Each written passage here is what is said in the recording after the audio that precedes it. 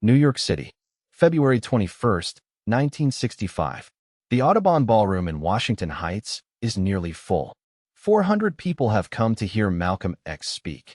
Followers, journalists, curious observers, and at least one person in the crowd who is there for a different reason entirely. Malcolm X walks to the podium at 3:10 in the afternoon.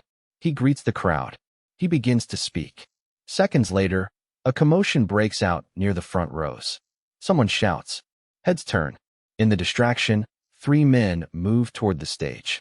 Malcolm X is struck by 16 rounds of buckshot and pistol fire. He falls backward over the chairs behind him. Members of the audience rush the stage. His wife, Betty Shabazz, who is in the ballroom with their 4 daughters, pushes through the crowd toward him. By the time the ambulance arrives, Malcolm X is already gone. He is 39 years old. 3 men are arrested and convicted of his murder. 2 of them are innocent. It will take 56 years, thousands of pages of withheld government documents, and a formal reinvestigation by the Manhattan District Attorney's Office for the state of New York to finally admit it. This is the story of who killed Malcolm X, and who made sure the full truth stayed buried for more than half a century. To understand what happened at the Audubon Ballroom, you have to understand what Malcolm X had become by February 1965, and why that made him one of the most surveilled, most feared, and most destabilized public figures in America. Born Malcolm Little in Omaha, Nebraska in 1925, he spends his early adult years moving through petty crime before being convicted of burglary in 1946 and sentenced to 10 years in a Massachusetts prison. In prison, he encounters the Nation of Islam, the black nationalist religious organization led by Elijah Muhammad, and undergoes a complete transformation. He educates himself voraciously, converts to the Nation of Islam's teachings, and emerges from prison in 1952 as Malcolm X, one of the most electrifying and uncompromising voices in the American civil rights movement.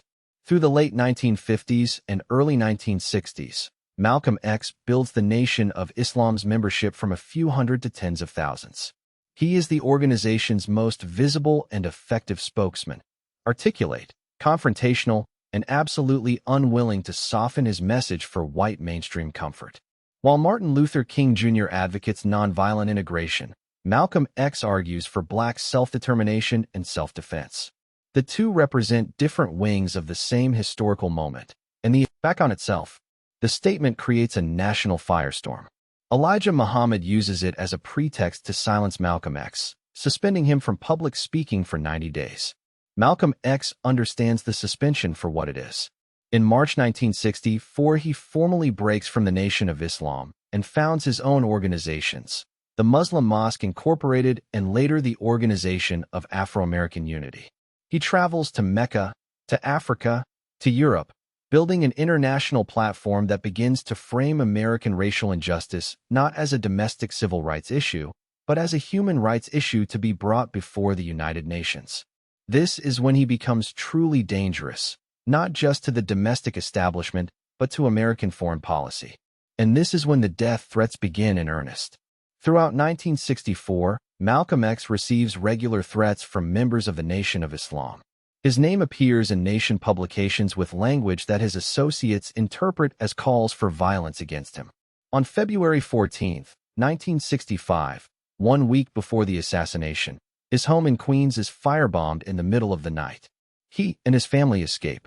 He publicly blames the Nation of Islam.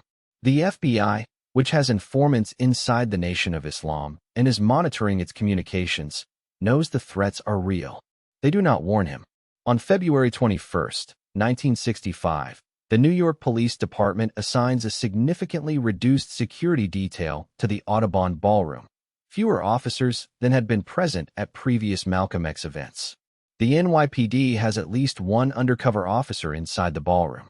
The FBI has at least one informant present. Whether either agency has advanced knowledge of what is about to happen remains, officially, disputed. The distraction in the front rows is staged. The 3 men who rush the stage do so in a coordinated sequence. Talmadge Hayer, also known as Thomas Hagen, is caught at the scene, beaten by the crowd, and rescued by police. 2 other men, Norman 3X Butler and Thomas 15X Johnson, are arrested in the following weeks based on witness identifications. All three are convicted of first-degree murder in 1966. They are sentenced to life in prison. Heyer, from the beginning, says Butler and Johnson were not involved. He says the other shooters were members of a specific Nation of Islam mosque in Newark, New Jersey, and he names them. His statements are dismissed. Butler and Johnson, who will later take the names Muhammad Aziz and Khalil Islam, maintain their innocence for the entirety of their imprisonment. Aziz serves 20 years before being paroled in 1985. Islam serves 20 years before being paroled in 1987. Islam dies in 2009, still carrying a murder conviction for a killing he did not commit. What the FBI and the NYPD know, and what they do not disclose to the defense at trial, begins to emerge decades later. In 1977, Heyer files an affidavit naming the actual participants in the assassination, 4 men from the Newark Mosque whose identities he provides in specific detail. The affidavit goes nowhere. The convictions stand. In 2020, the Netflix documentary, Who Killed Malcolm X?, brings renewed public attention to the case and specifically to the withheld evidence. The Manhattan District Attorney's Office opens a formal reinvestigation. Investigators begin reviewing thousands of pages of FBI and NYPD documents that were never disclosed to the defense at the original trial. What they find is extensive. The FBI had multiple informants inside the Nation of Islam with direct knowledge of the assassination plot. The NYPD had an undercover officer inside the Audubon Ballroom on the day of the killing. Documents establishing the identities of the actual perpetrators, information that directly supported Heyer's affidavit and contradicted the convictions of Aziz and Islam, had been in government files for decades.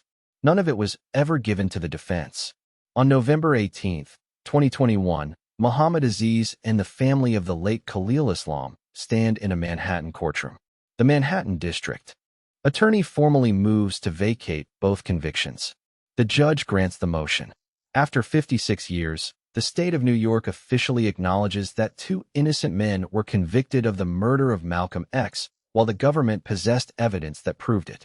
Muhammad Aziz, 83 years old, addresses the court. He says the exoneration cannot give him back the 20 years he spent in prison.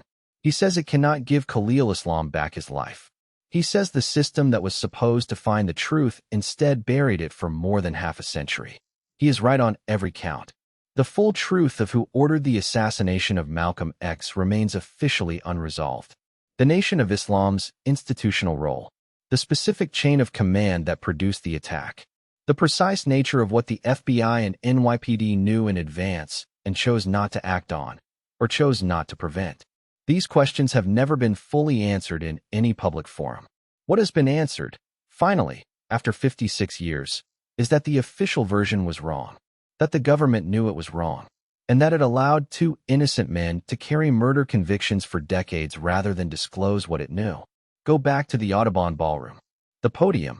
The man who built himself from a prison cell into an international platform that terrified 2 governments. The distraction in the front rows. The 3 men moving toward the stage. One of the most important political figures in 20th century American history is killed in front of 400 witnesses. 2 innocent men go to prison. The government files stay closed for 56 years. That is what was declassified. Subscribe, because the next file is already open.